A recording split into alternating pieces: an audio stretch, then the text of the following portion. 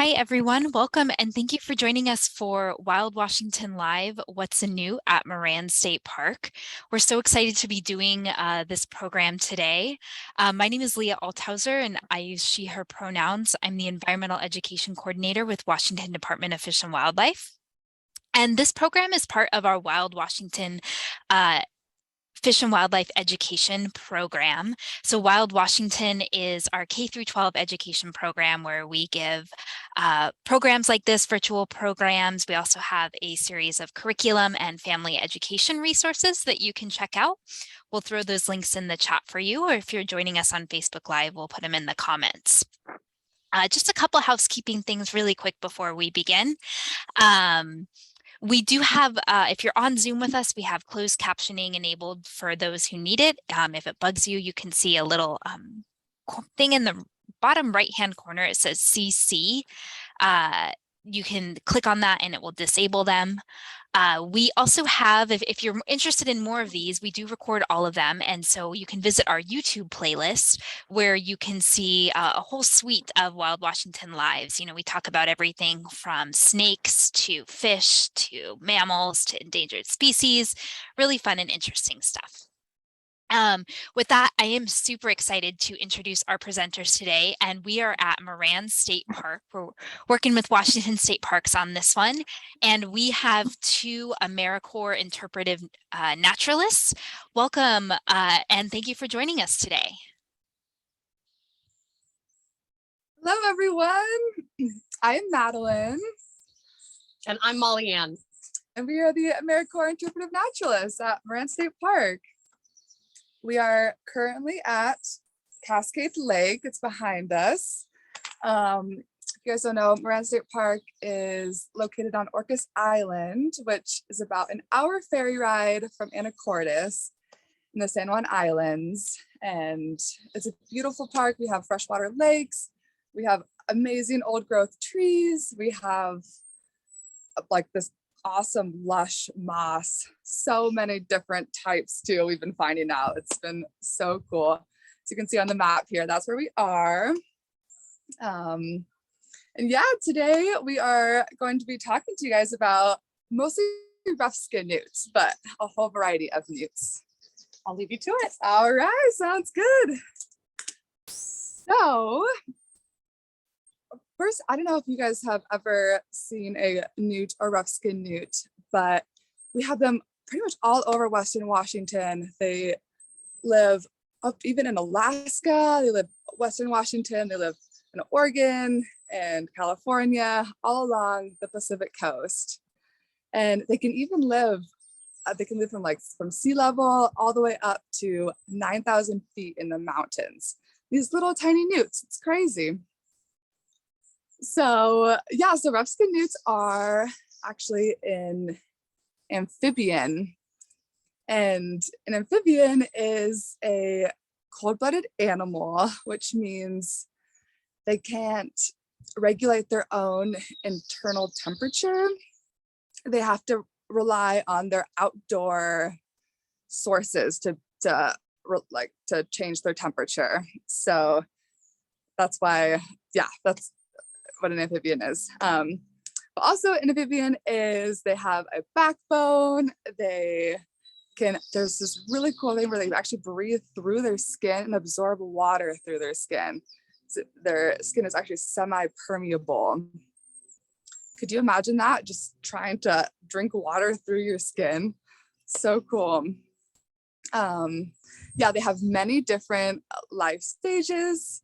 In their life cycle, they are actually born as larvae, and then they go into they start growing, they spend a few years in the pond, and then they grow into a more adult newt.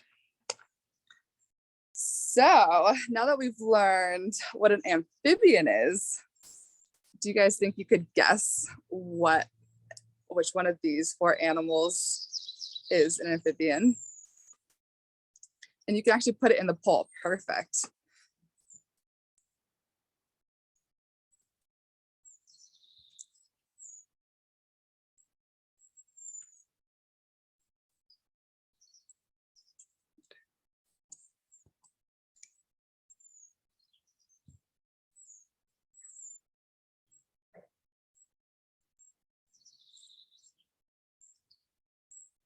All right, so most of the people answered frog. In fact, everyone here on Zoom answered frog. Oh my gosh, good job, everybody. 100% correct. That's awesome. Yeah, so a frog is one of our amphibians. And some other amphibians we have are newts and salamanders. And yes, here we go. So a newt and a salamander, the newt's on the top screen, as you can see, and the salamander's on the bottom screen. They are very similar looking creatures. I have always had a very hard time telling the difference between the two. And you may be wondering the same thing. So I'm gonna ask you guys if you can spot the differences between the newt and the salamander. And you can write them in the Q&A if you have any ideas.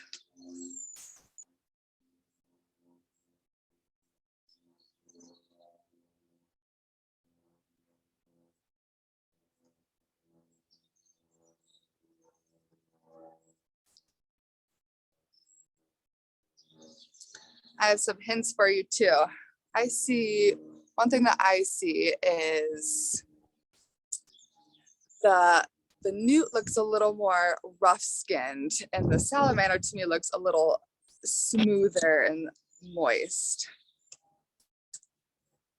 Someone said that the newt appears to have more nubby toes while the salamander's toes looks a little longer. That's awesome. Yeah, so actually rough-skinned newts have webbed feet, which is why they look nubbier. And this helps them swim through the pond super fast. Because imagine closing your hand together and having less of a difference between your fingers. It'll help you push through the water. And then the salamanders actually have more defined toes. And that is more because they spend more time on land. They use those for digging and walking easier, whereas newts spend more time in their water swimming. You guys guess any more differences? I guess we have them up now. So some more differences that we have between the two are another adaptation that the newt has developed over many years. They have a really paddle-like tail, which also helps them swim super well in the water. I was just up at Summit Lake this morning and was watching them swim around, and they were so fast. It was crazy. They would just like jet away, and they were so cute with their little orange bellies, and yeah, super fast in the water, which their tails and their webbed feet help with. And then the salamander, since they spend more time on land, they have this like a longer, more rounded tail for walking, and then the more defined toes. Another difference, which is very interesting, is the newt usually has a really bright color on it. If it's like the rough-skinned newt, for example, has a super bright orange belly. And sometimes newts have like really bright green like spots on them or all sorts of different things. Whereas the salamanders usually are more subdued and dull colored, more like a natural blend in with the landscape and the background.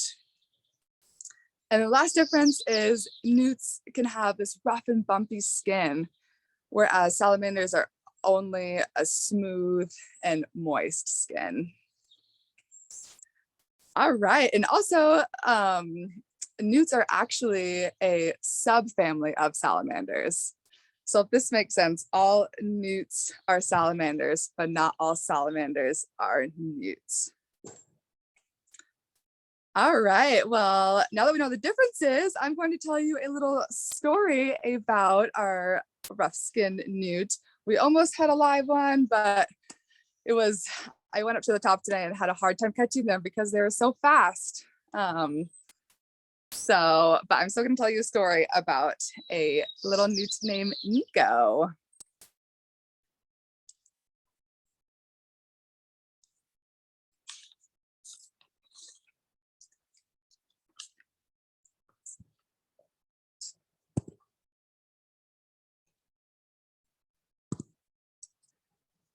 All right, so Nicos Journey.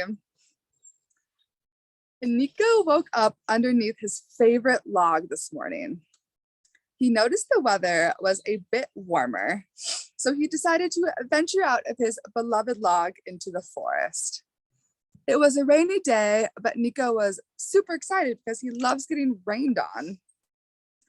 He woke up extremely hungry after his really long winter, and his first thing on his list was to go find food. He wandered around a bit until he stumbled upon an earthworm. This is the perfect meal for Nico because they are slow moving and super tasty. After munching on his earthworm, he thought to himself, I think it is the day to start my journey to my summer home. The weather is perfect for him at 43 degrees and rainy. Since Nico is a young newt, this is his first time going by himself on this journey. He has butterflies in his stomach. He is so nervous. After a long winter of rest and relaxation, though, Nico is ready to head off on his adventure. The walk through the forest is difficult because there are so many obstacles to go up, over, and around. There are logs, there's stumps, there's bushes, uneven ground. Makes this journey quite tiring for Nico. After a long day of traveling, Nico finds himself in a place he doesn't quite recognize. For a minute, he thinks he took a wrong turn, but then he smells the familiar scent of his summer home. His parents taught him that when the rain is here and the air feels warm, it is time to start traveling, which is also called migrating. In previous years, he has left the forest to go to Summit Lake in April and then has come back to the forest in September. After thinking back to his previous journeys, he feels confident he is on the right path.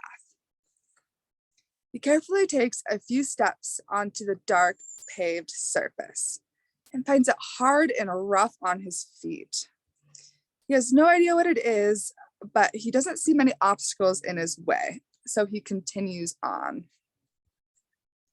Suddenly, he hears a really loud noise coming up on his right. He freezes, heart beating wildly, and this huge, loud machine drives over the top of him and almost turns him into a pancake. Now he's too scared to know what to do, so he remains frozen in place. A few hours later, he's still there, and two more machines have driven over him, but luckily have not squashed him. Poor Nico is so scared now. He's shaking and he's so terrified of these big machines. He then hears a different sound. This one says, "Hey, are you frozen or dead?" He slowly turns his head to see the prettiest newt he has ever seen walking up to him. "Can you not speak? Are you hurt?" she asks. Nico, with a shaky breath, says, "I can speak. I'm so scared of all these fast moving, loud machines that keep coming over the top of me. Do you know what this is?" "You silly newt, it is the humans coming up the road in their cars. They are going to see the view from Mount Constitution." But how are you not scared of them?" Nico asks. "Well, I am used to them, and there are even some nice humans that will help me on my journey across the road." Well, will you help me get across?" Nico asks. "Of course. By the way, my name is Nora." So Nico and Nora continue across the road, and a few hours later make it to the other side with only a few close calls. Nora had the confidence that Nico needed to make it. These two finally make it to Summit Lake exhausted, and after their very long journey together, they decide to become companions for the summer. Nico was so overjoyed that he had made it and had found his mate. And they curled up next to each other and promptly fell asleep. The end.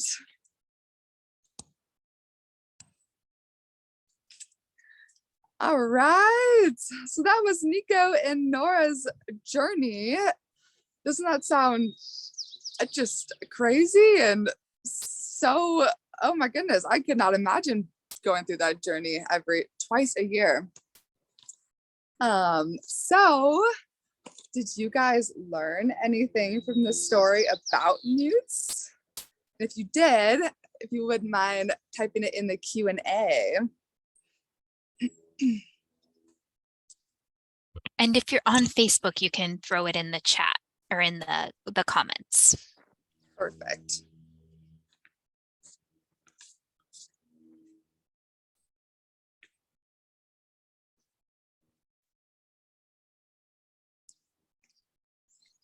We have someone who said that they learned that newts migrate. They had no idea.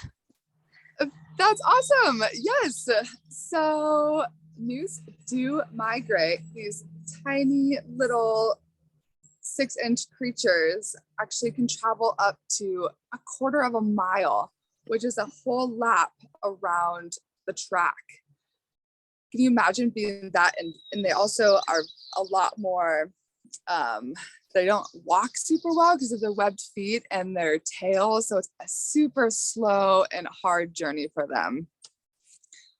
But they do it twice a year. They do it in spring. They go from the woods, the forest area to the pond, and then the pond to, and then in the fall, they go from the pond back to the forest.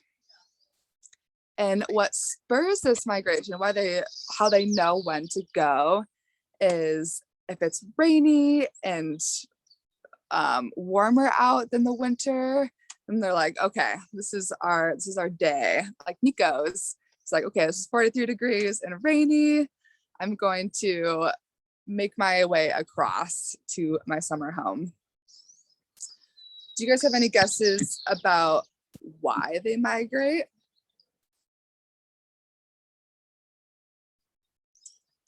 You can answer this poll question with what you think is the correct answer.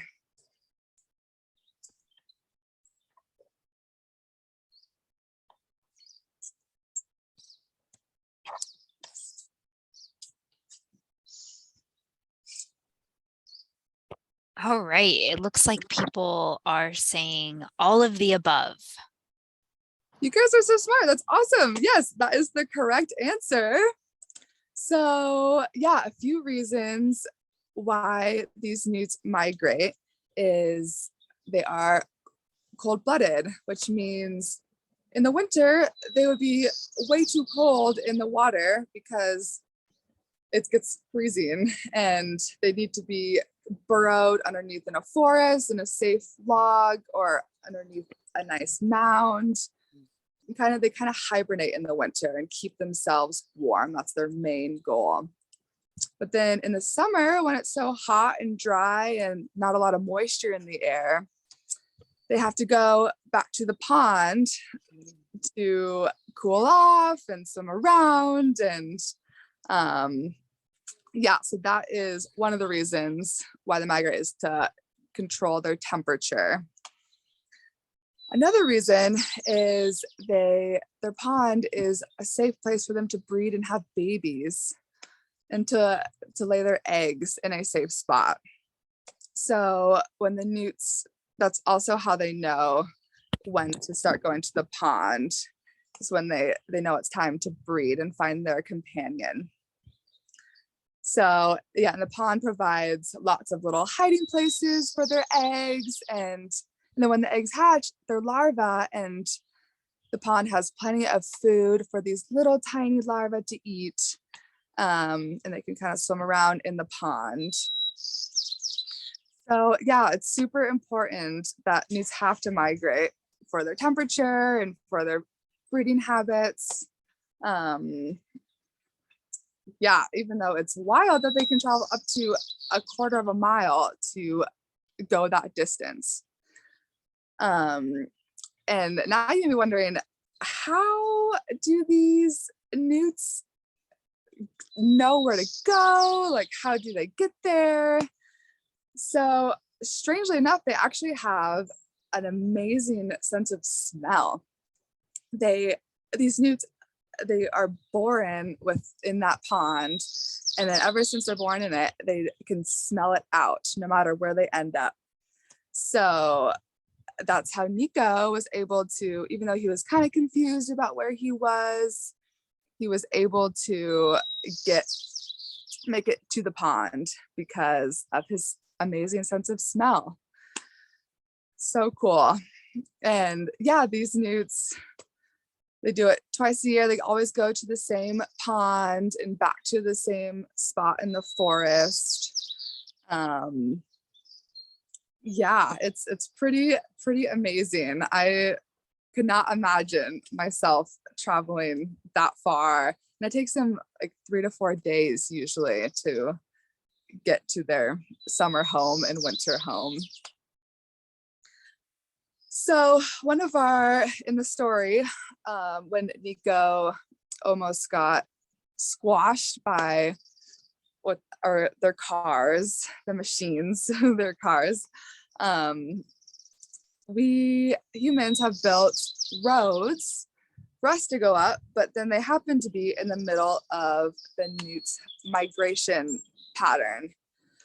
So if any of you guys have ever noticed a bunch of little amphibians going across the road in spring and fall, that is why. That is where they are migrating, and we have built a road in the middle of it.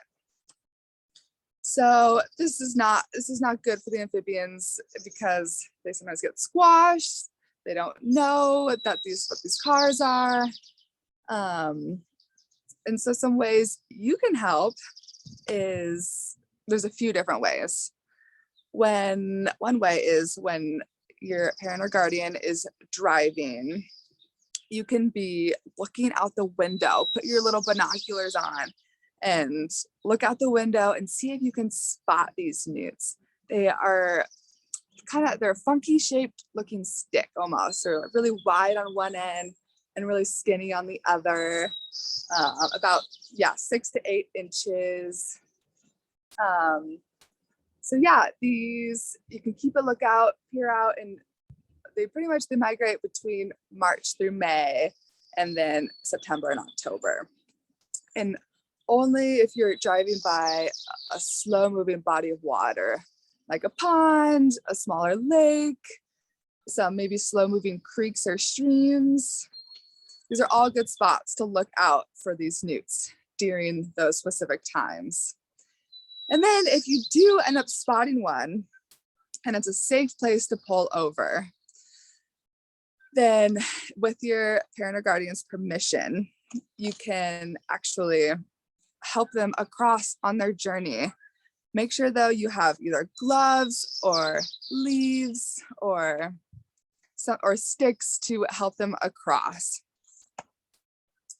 Yeah. So, and another way you can help them is actually, you can put up a sign that says Newt crossing in your neighborhood during those times. So then it makes your neighbors be aware of how fast they're going and to slow down maybe and watch out for these newts. A third way to help these newts is to have a fun outdoor project, which we have right here. This is a newt home, and it's super fun. You can put in, we have some muck right here that smells really bad. And we have rocks and sticks and leaves. The newts love to just like crawl in and make a little home out of it.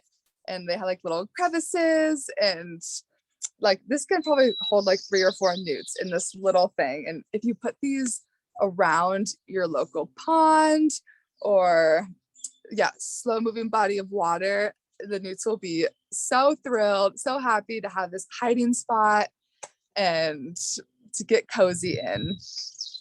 Leah has also put some more tips and tricks to help newts in the chat or in the Q&A as well. Madeline, I'm wondering if you could talk a little bit more about the specific items that you just showed, like where you found them and Yes, how other people can find them and how to create that awesome habitat. totally perfect. So, excuse me.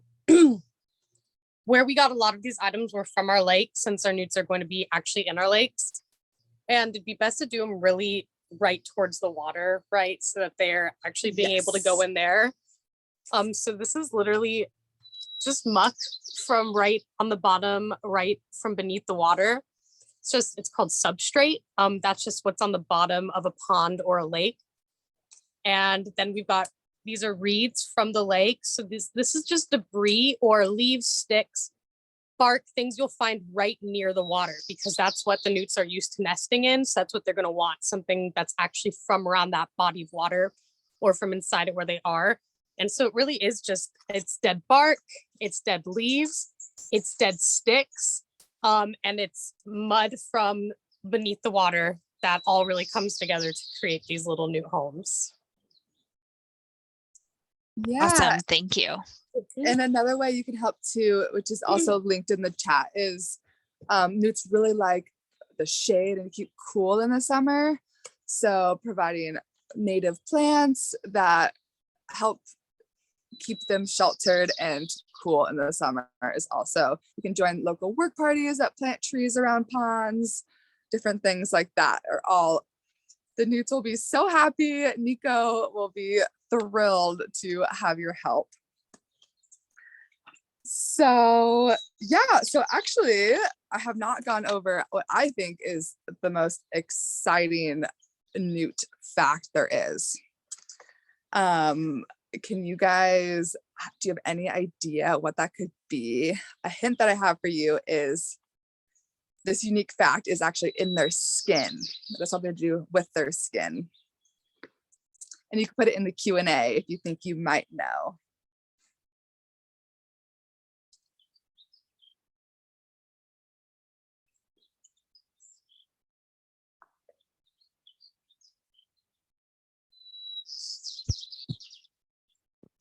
One person said that, is it that they can regrow limbs?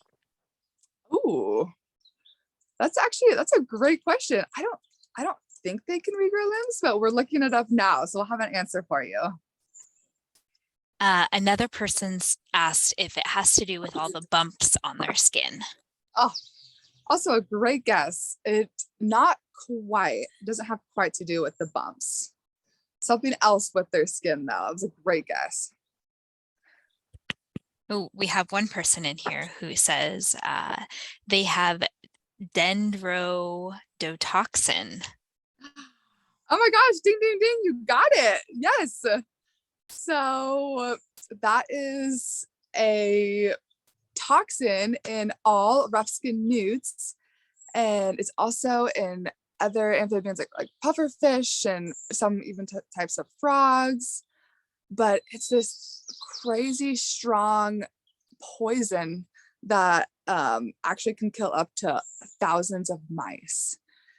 And yeah, the scientists still are kind of in debate about how they got this toxin, but it's all survival reasons. So this toxin actually helps them get away from or not be eaten as much. So animal species that would usually eat a newt, because they are so slow and small and look quite tasty, these animal species have tried to eat them, but then died because of this poison. And this poison actually makes these newts the most toxic amphibian in North America, which is so cool that we have these like amazing creatures right by us.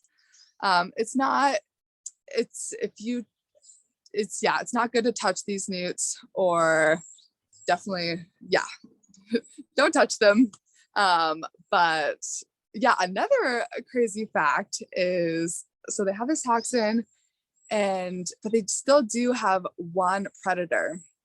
And that predator is the garter snake, which you see everywhere. And this garter snake actually has developed a resistance to the poison, and they can actually eat the newts totally fine, and it slows them down a little bit, but yeah, it's amazing that they can do this. And it's kind of like what I think of it as the snake escape video game. So if you imagine you are a newt and you're playing a video game, or your character is the newt in the video game, and you're versing a garter snake.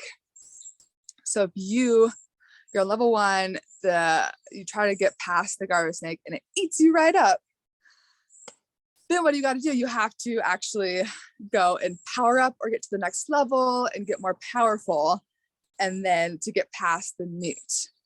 And and get past the snake.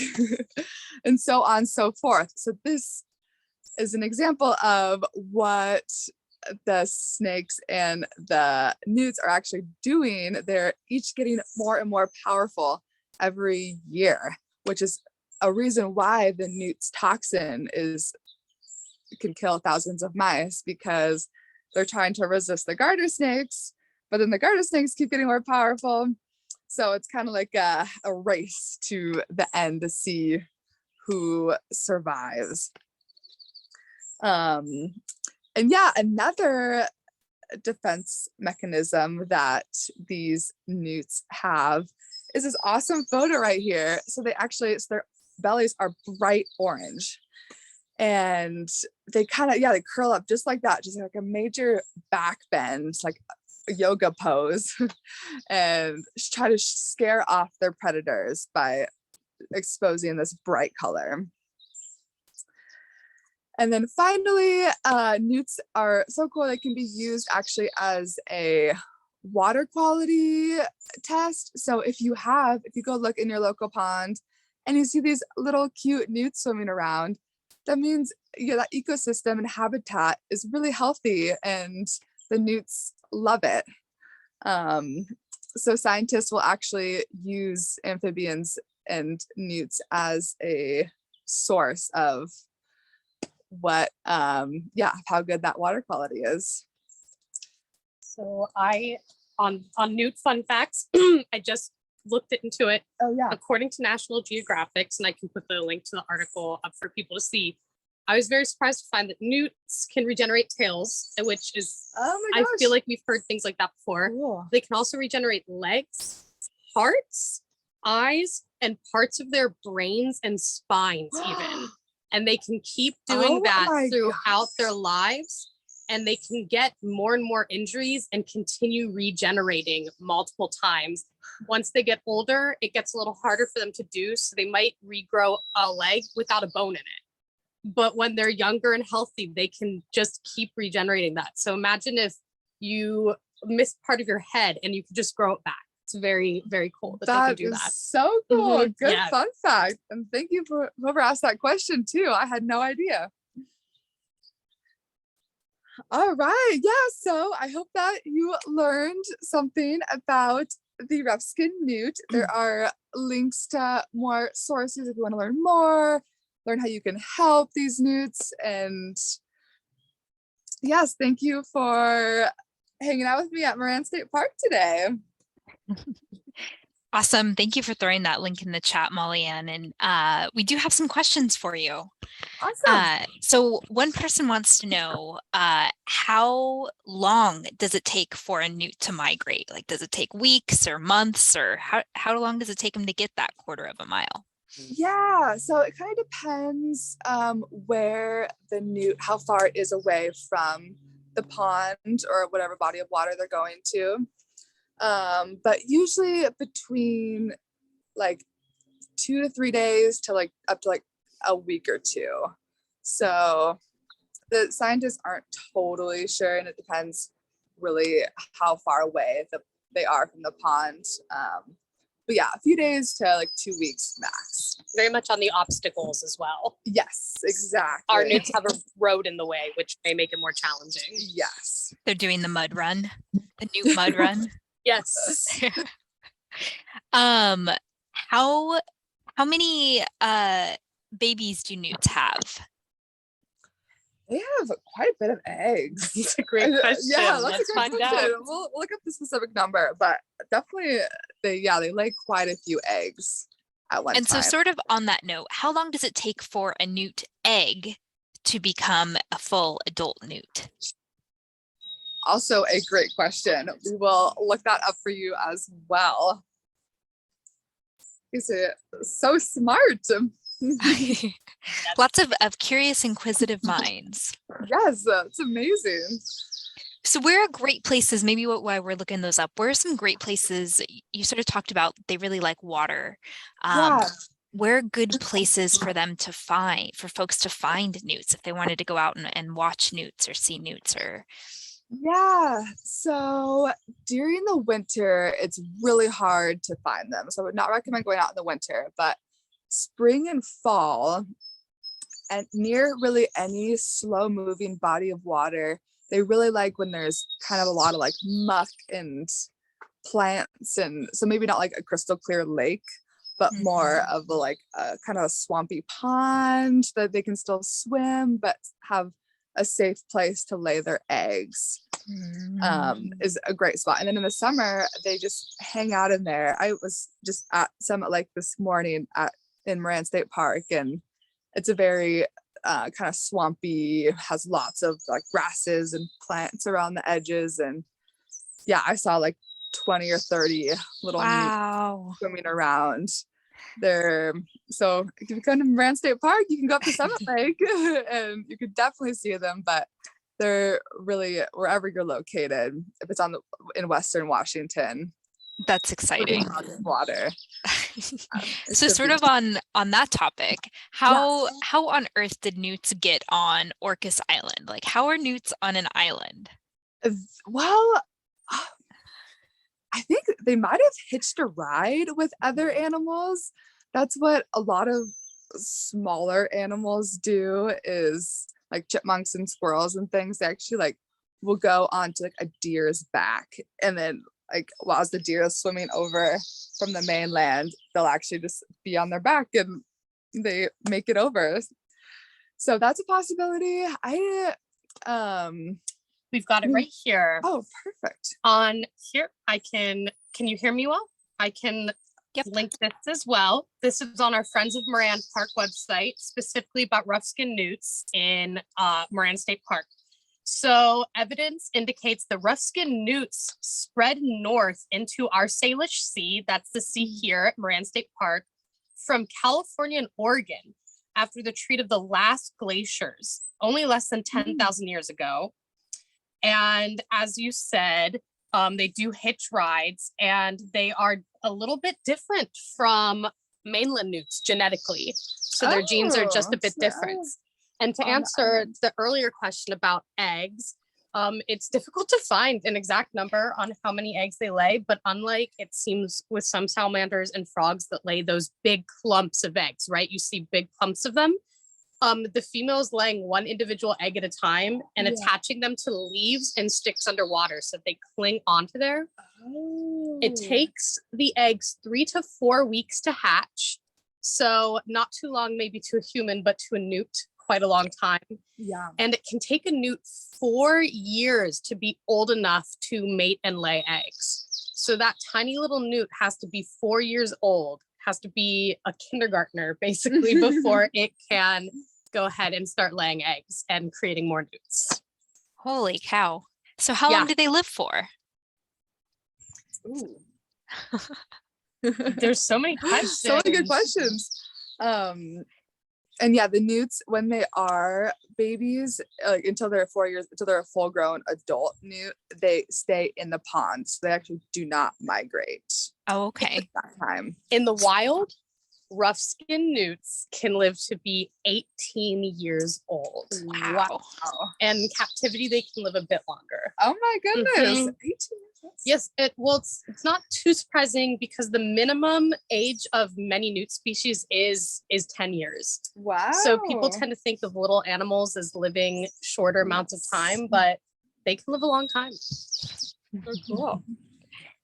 All right. Our next question is, how important are newts to the ecosystem? And are they endangered, or are they at risk of being endangered? What is their conservation status? Yeah, so the rough skin newt specifically is actually doing pretty well. It is not endangered. There are other types of newt species that are endangered. I cannot say them off the top of my head right now, but I think what we need to do to just help the newts is to keep our water quality in our local habitats good for them. And then another really cool thing that some roads are starting to do is actually build an it's called a culvert, and it's like a little like a little tunnel, yes, underneath a road, that instead of the newts crossing the road and getting crushed, which happens quite a bit around here, they actually have their own little passageway and can go underneath the road. So that's starting, that helps too with the endangered newt species, especially, and the rough skin newts. All the newts would definitely benefit from not getting squashed as much.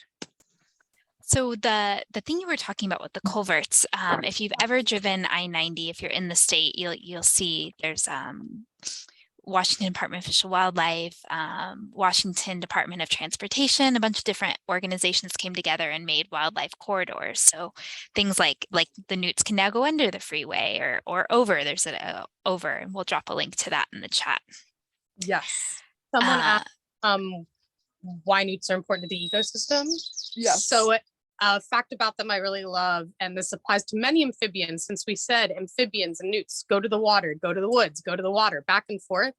There are nutrients, important parts of the environment in the forest that water doesn't have, and likewise important nutrients in water that the forest doesn't have. And amphibians and newts that migrate, when they travel back and forth, they're trading those back and forth. So they're bringing water nutrients to the forest and forest nutrients back to the water. This is called nutrient cycling, and it's very important. So it's a great service they do. Awesome. Thank you, Nika. All right, we have time for a couple more questions. Our next one is, we talked about newts eating earthworms, but surely they must eat other things. What else do they eat for dinner? Yeah, so they love anything that is slow moving and soft bodied. This is when they're on land. So they really like snails and slugs and earthworms, and they even in the water they eat other salamander eggs. Wow. They really just like to slurp the soft bodied animals right up. But when they're younger, more like insects, and even adult newts will eat insects and anything that they can really catch. But their favorites are the soft-bodied worms and slugs. And awesome, that's great. Can you tell us a little bit about where you're at? This background is so incredible. We hear the birds singing, and we'd love to know a little bit more about Moran State Park, and when's a good time to visit? When can we come to see newts? That sort of thing.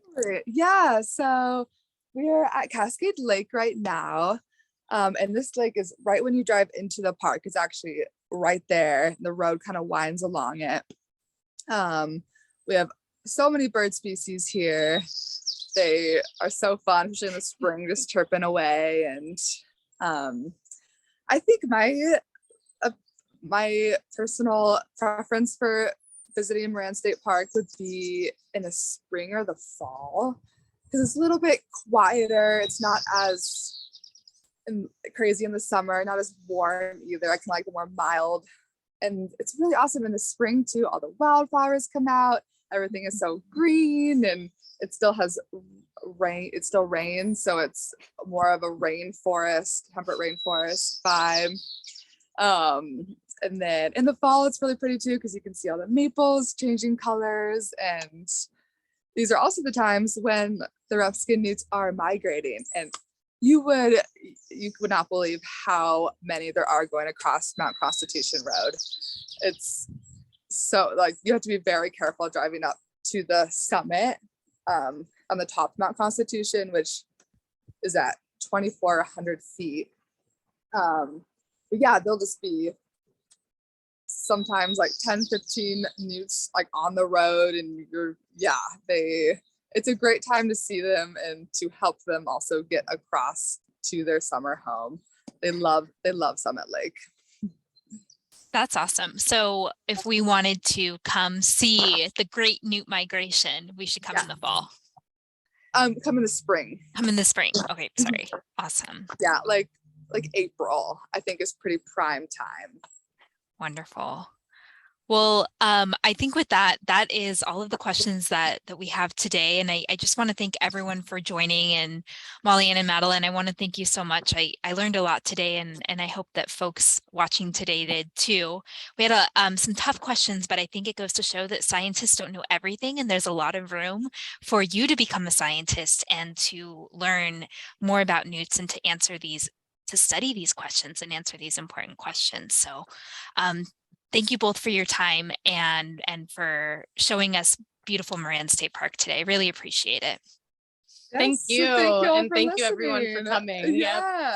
Hope we learned something too. Take care. You too. You too.